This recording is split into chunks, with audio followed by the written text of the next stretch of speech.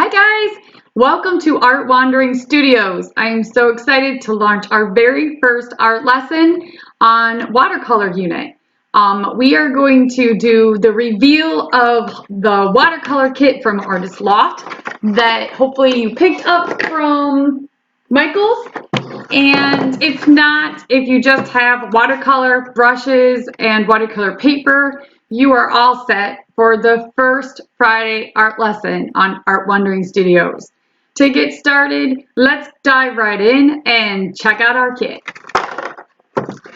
So I opened up the kit and I was really pleased with the watercolors. That it came in the tubes. I love that it includes masking fluid. We have 2 drawing pencils that we're going to use in our next video. You've got a pencil sharpener and a white eraser and 4 detailed brushes. You need to notice that in the watercolor tubes where the color name is, because I'll be using them on the video for you to grab. So if you look up here, this is where the color is. You'll notice this one is cobalt blue. What I really like about the tubed watercolors is it's quicker. So you can still use a traditional palette if you have something like this. This one is very inexpensive. I think I got these in bulk for my art students for like $3 a piece. I bought them because they love how it's in the palette. For my high schoolers, I'll be honest, I use a little bit more highly pigmented, more expensive watercolor. It's Reeves. So if you really enjoyed this unit, you love watercoloring, you might want to upgrade to Reeves, R-E-E-V-E-S. It's my favorite watercolor that I buy for my high schoolers. For my middle schoolers, they love these. They're just fun. And this will work great for what we're doing today. You're just going to add water on top of the palette. But what I love about the kit is if you bought it, it comes with a really surprisingly nice watercolor well. So this watercolor palette has 5 wells at the top and 5 rectangular ones at the bottom. This is so nice because you're going to put the dots of your watercolor in the circle wells. We use the rectangular ones for color mixing. And when you watercolor, you're going to learn today that you need to mix water with it first. Never take it straight out of the tube. So that's really nice. Another thing I really liked about the set is the quality of the watercolor paper that came with it. Just opening it up, it's got a really nice texture to it and it's really nice and thick.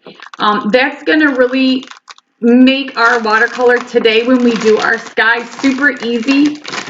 You're not going to be able to do this lesson on regular paper. So if you look at your watercolor paper, notice it has like a texture to it that you can feel. And it feels heavier. You need that because in the past, when you may have watercolored, maybe it was in kindergarten, the paper rips or the colors will just mix together and you might have had a soupy mess. I'm going to show you how not to do that. And step 1 is good supplies and the right watercolor paper.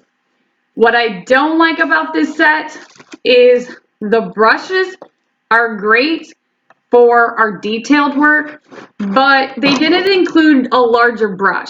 And when you're doing a sky, you really need a larger brush, especially a mop brush if you have one. That would be great.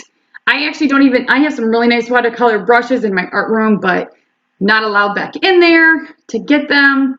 But normally I have big watercolor mop brushes because as an artist, I do more oil at home than watercolor. I don't even have any at home. I looked. But I did have some of these that I got a while ago from a really cheap set at Walmart.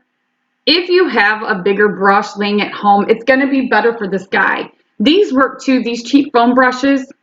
Sometimes I'll grab a bunch of these. They're just cheap for my classes. So if you happen to have a foam brush or a bigger paintbrush, I'm going to ask that you go and get that and pause the video, and we're going to dive right in. Let's paint a sky. Okay, welcome to getting started on how to watercolor a sky. You're going to need your watercolor paper. Make sure you're not using regular paper. 2 glasses of paint water, 1 for dirty water and 1 for clean. A large paintbrush or 2. And you're going to need to use your cobalt blue and your white. Remember, you can improvise. You also are going to need your palette and some clean tissue. Your kit came with a nice mixing brush, so you should already have that. You can use this for the entire piece. It's just going to make it a little bit harder. Okay. So once you have all your materials gathered up, it's time to paint.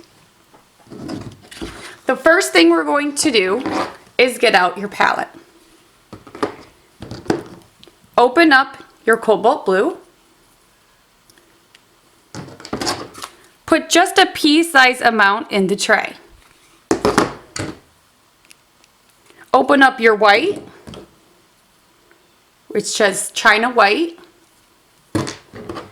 And you're going to put a pea-sized amount of that in the other circle well. This is because to watercolor a sky, you need to make what's called a wash first.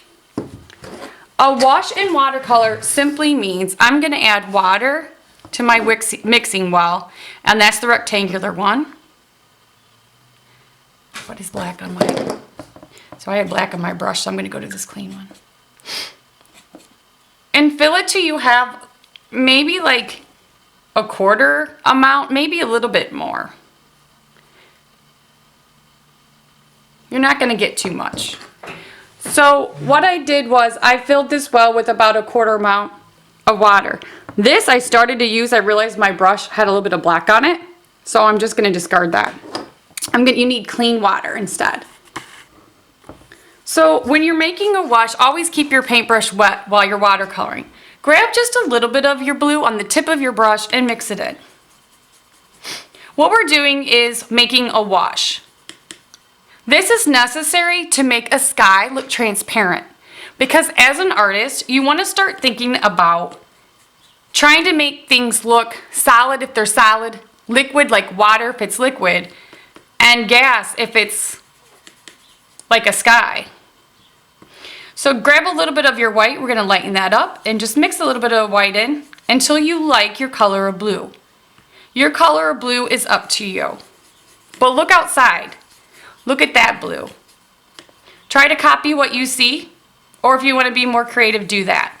I'm making mine just a little bit darker so it shows up nicely on the video than what I would actually do. My favorite watercolor color to use is called phthalo blue.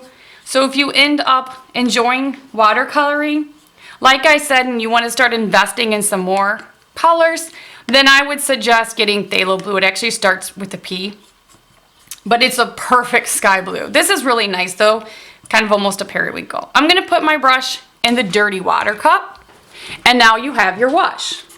To zoom up on that, so I've got water mixed with just a little bit of blue and a little bit of white. I used almost all of my white, I would say, or half of it.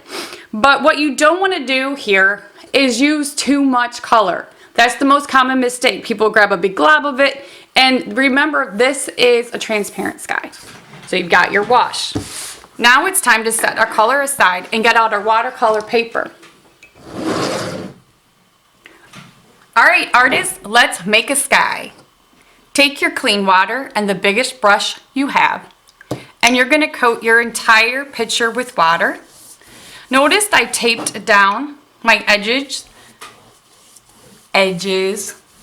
with painting tape. You can actually use masking tape too, it'll work just fine. If you don't have any tape, you can do it without. It's just going to bubble up on you. As soon as you so I coated this with water. Now the reason you coat this with water, and this is called a technique called wet on wet. My surface is wet and my wash is wet too. So I'm going to go ahead and load my brush, the same one I used for the water.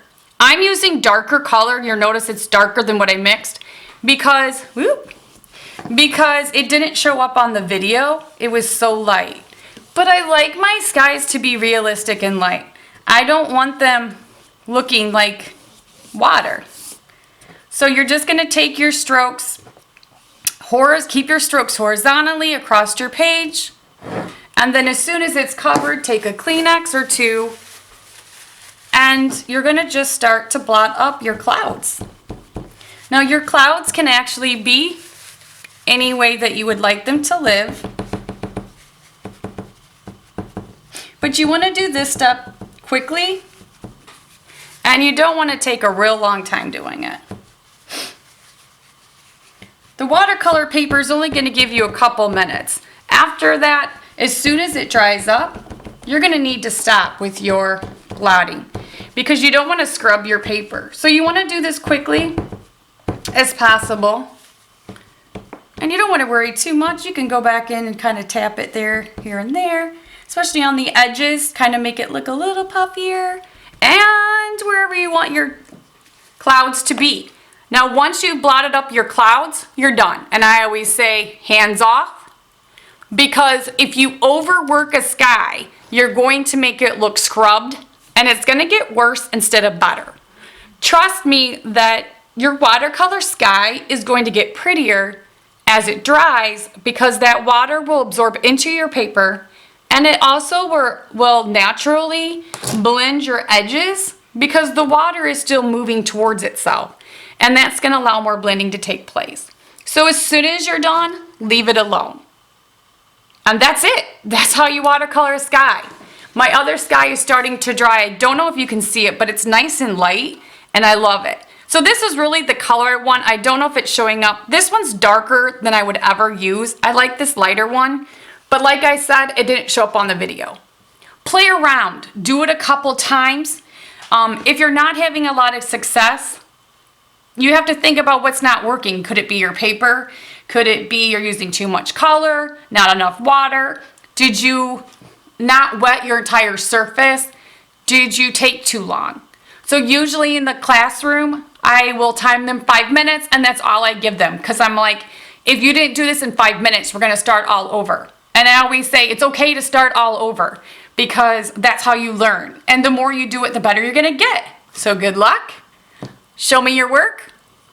Please go ahead, and when you're ready, go to lesson 1, part B, because I'm going to show you how to watercolor a palm tree next.